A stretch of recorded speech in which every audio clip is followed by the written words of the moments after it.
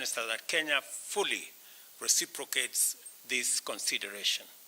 The meeting provided us with another opportunity to evaluate our shared values and mutual commitment to uphold a rules-based international order. Additionally, during our meeting, I conveyed to His Excellency the Prime Minister my high regard for Japan's long-standing bilateral partnership with Kenya in infrastructure development, trade and investment, the blue economy, and human capital development, just to mention a few.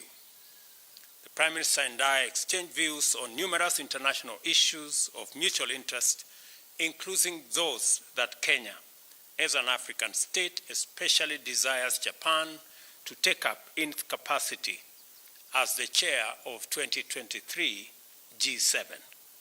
Foremost among this, I emphasize the need to refocus effective global attention on forgotten conflicts in Africa.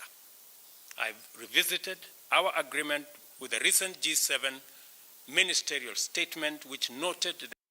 And from the House on the Hill to the corridors of power, Majority Leader in the National Assembly, Kimani Ichung'wah, and his minority counterpart, Opiyo Wandayi, are expected to give their opinions on a motion proposing amendments to the Constitution to create the office of the Prime Minister, Deputy Prime Ministers, and the Leader of the official opposition. Have a look. Of Parliament. In a way, it could be directly or indirectly. But the fact of the matter is that those amendments will relate, that use the words of the Constitution itself, Article 255. Those amendments will relate to the functions of Parliament, especially if the Prime Minister is going to be sitting in Parliament, or if he's going to be appearing in Parliament to answer questions from members, and especially also if the Leader of official opposition is going to be sitting in Parliament, as is being suggested, that the runners-up in the presidential election be Leader of official opposition, sitting in Parliament. First, you are going to be tinkering with the number of MPs, which is fixed in the Constitution, you know. Secondly, we will be creating a new structure, which is not contemplated by the Constitution.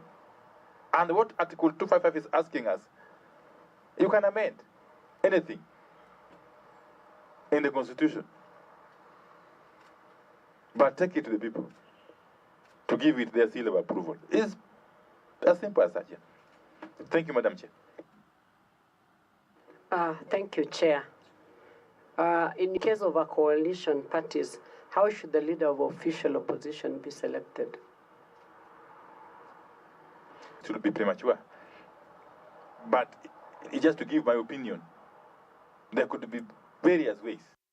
And still on what is happening on the corridors of power, Lands Cabinet Secretary Zakaria Njeru this morning appeared before Senate to respond to questions raised by senators over his respective docket. Pursuant to Standing Orders 51A Cap 5, the senators had a chance to ask Njeru questions regarding challenges facing Lands docket. Njeru said his ministry has partnered with the Ministry of Interior and National Coordination to tame escalating title-led fraudsters across the country.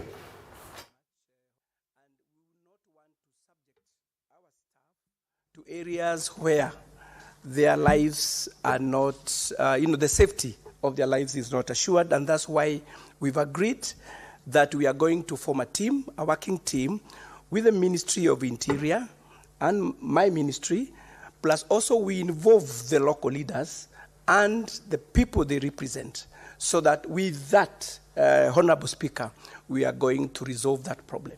We've had that before, as I had mentioned. We had a case where over 10 years in Narok, an adjudication area had been declared, but the issuance of titles was a problem. But when the leaders came together, we worked together, we've resolved that problem. So I want to assure Honorable Senator that with that team, we are going to resolve that problem. We are going to immediately, of course, in collaboration with the Minister of Interior and leaders, it will be a matter of urgency for us to form that team, because we don't want that problem to continue coming up now and then.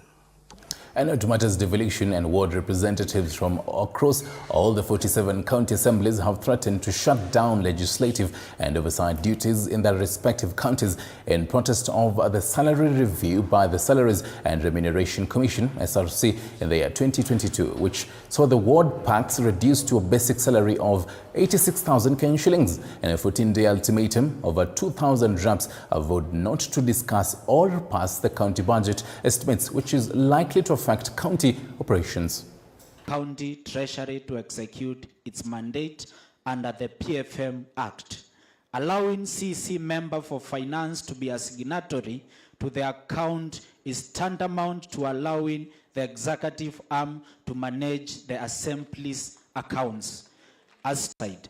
Number 2, the government should design a capacity development program targeting county assembly so that they can effectively contribute towards strengthening devolution.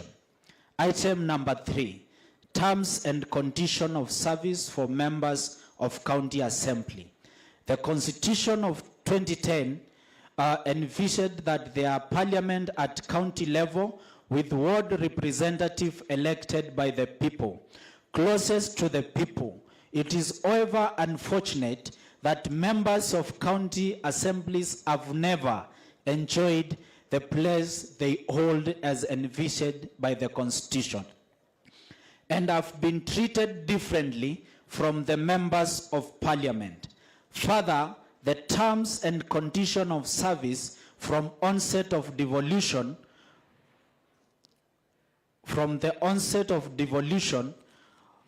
have kept changing and remain unfavorable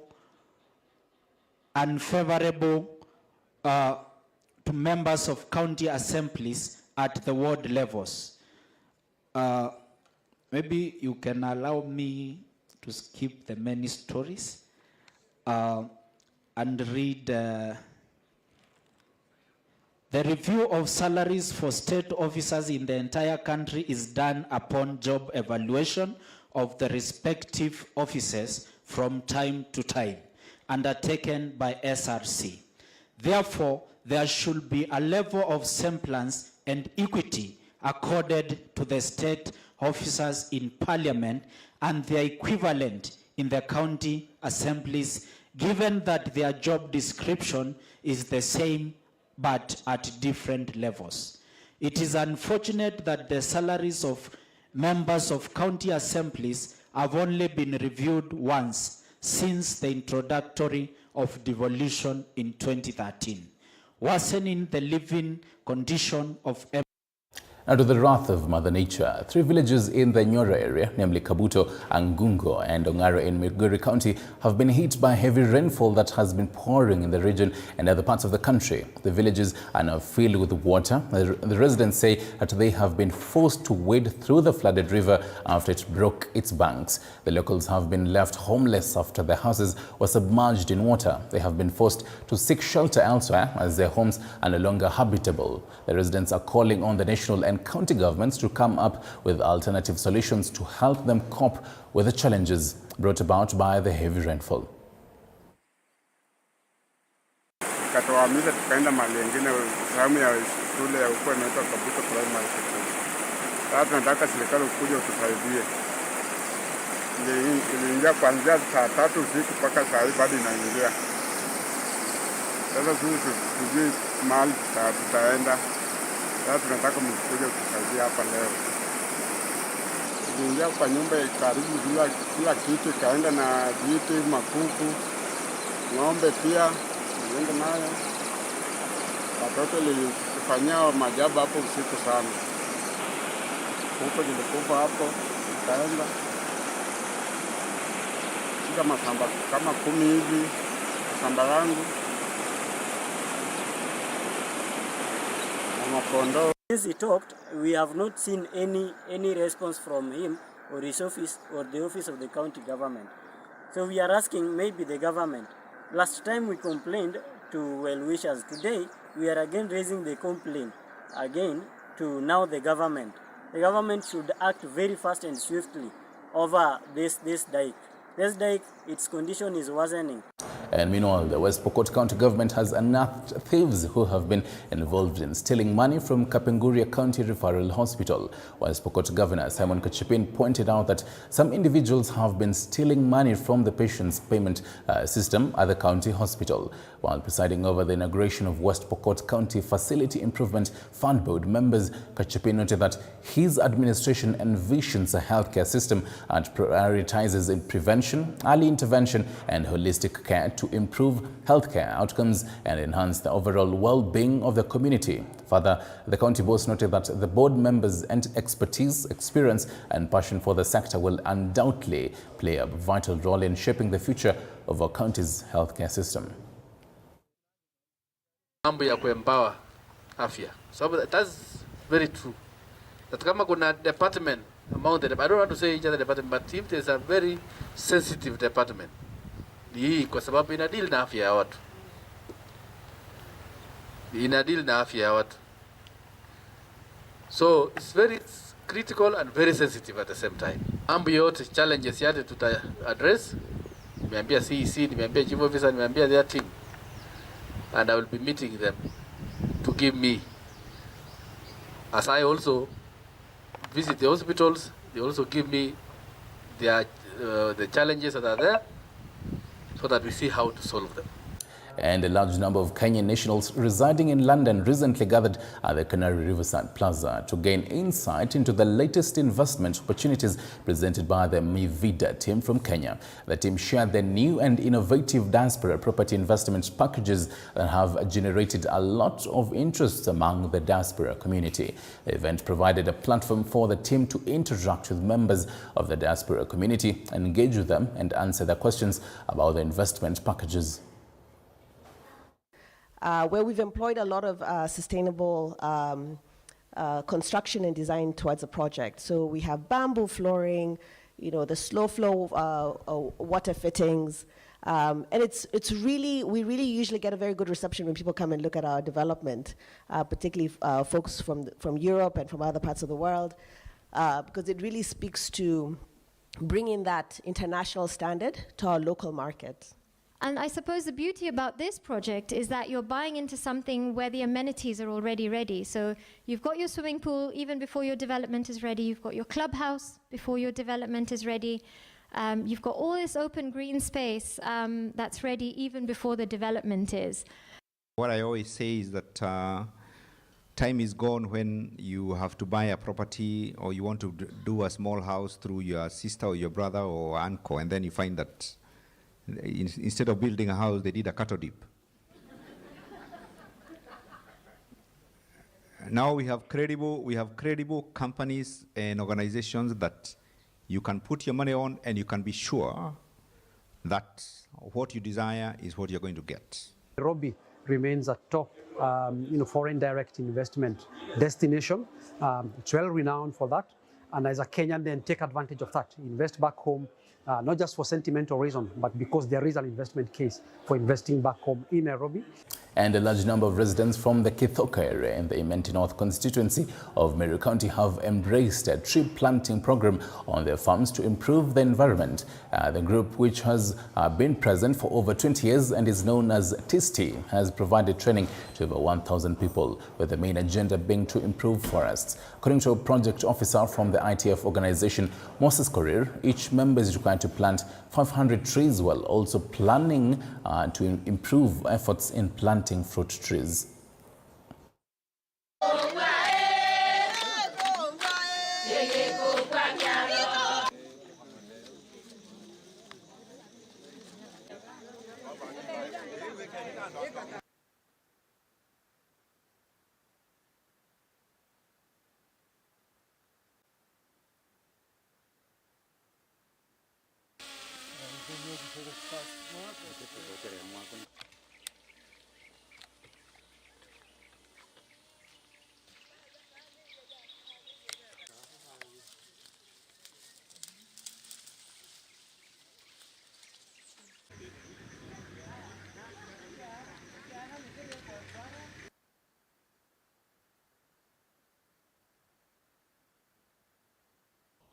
Leo tuko hapa kwa manufaa ya kuweza kuwapatia miti ambazo wanaweza enda kupanda kwa mashamba zao, ilhali si kupanda tu kwa misitu bali tunataka kuwapelekea zile miti iwe karibu nao. Miti ambayo tunawapelekea leo ni miti ya agroforestry, miti ambayo inawapatia manufaa. Kwa mfano leo tunawapatia miti ya avocado, pia tuko na macadamia, pia tunaweza kuwapatia miti kama Gravelia robusta, pia na meruoc. Hizi miti ziko na manufaa kadha wa kadha. Kwa mfano ukichukua miti kama avocado, pale mkulima akiweza panda na itunze ile miti anaweza fanikiwa sana kwa kupata zile fruits, aweze kuuza, pia apate lishe. Vile vile tumeweza kuwapatia miti ambayo inaitwa robusta, Gravelia robusta. Hii miti haina fruits but inasaidia kwa ile upande ya mkulima anaweza pata kuni. Nimepanda miti mingi, kama niko na more than 500, kwa sababu hii ikitolewa na panda ingine, lakini shamba yangu sio kubwa sana. Sasa ile miti iko nafanya ile inatoshea kwa hiyo shamba, lakini kuna kwingine tukifanya nasari hiyo, tukitengeneza nasari napeana miti mingi nimepeana, imepandwa huko Roire, watu wanapanda. And still on matters conservation of the environment, the Kenyan Forest Service KFS has launched a program in Baringo County on the importance of conserving forests. This comes as the county is facing the problem of illegal tree felling. Speaking in the southern part of Baringo in an area called Kapkelelua, activist Helen Sikuku revealed that indiscriminate tree felling has led residents to travel over 20 kilometers in search of water. Meanwhile, the area chief Philip Korir has urged the government to employ more people to plant and maintain trees in order to discourage and take action against those who engage in illegal logging.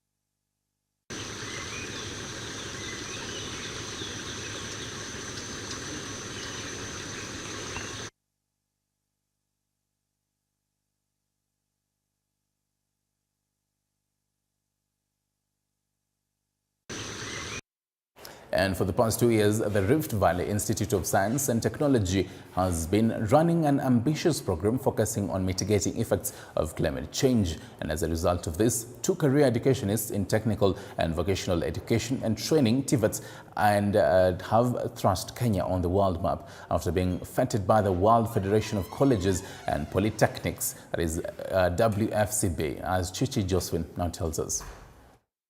The gold award goes to Sami Chemiwa. The course caught the attention of the Governing Council of 6th edition of the World Federation of Colleges and Polytechnics 2023 TVET Awards for championing in mitigation on climate change. In the Leadership and Diversity and Inclusion category, Rift Valley Institute of Science and Technology Principal Sami Chemwewo was awarded a gold medal in Leadership in Inclusivity category, while his immediate predecessor, Dr. Daniel Mutai, was awarded with a silver medal in the Lifetime Achievement Award category at the 6th edition of the World Federation of Colleges and Polytechnics 2023 TVET Excellence for All Awards held in Montreal, Canada. In Leadership in Inclusivity and Diversity, we were able to attain the gold. We were able to acquire also bronze for the other 2 institutions. So as a country, we came out with 5 medals. I was awarded this on the basis of the service, cumulative service I rendered to TVET institutions and to this country. The focus on this award was on the last 10 years of my service. Dr. Mutai said the awards were telling the world that Kenyan TVETs have done an outstanding job, adding that it goes into global records that the country is exceptional in the quest for sustainable development goals. I used promotion of quality training by provision of sufficient training facilities, development of infrastructure to enhance quality training. I also went ahead to collaborate with industry so that the students being trained would get a place for practice. In undertaking the climate change mitigation program, Arvist has been collaborating with Climate Smart Agriculture Youth Network Global, the United Nations Geothermal Development Company, and the Kenya Electricity Generating Company, KenGen. And we are doing research in utilization of renewable energy. As an institution, our boreholes, we are running them with solar. We are trying to do our street lights with solar. And currently, in all structures which are coming up, we are ensuring that some component of power utilized, especially things like lighting, we are using solar. And that is done among ourselves. Cleanliness of the environment, we do the same. The institute has trained 30 students who are each allocated at least 30 smaller-holder farmers who they encourage to grow the drought-resistant and highly in-demand crops. So as an institution, we have been running what we call Agribusiness Expo annually, where we call stakeholders, we train the farmers, we train our students on the new skills, on how to improve them so that they can go and do it outside there. Our objective is empower Kenyans to be able to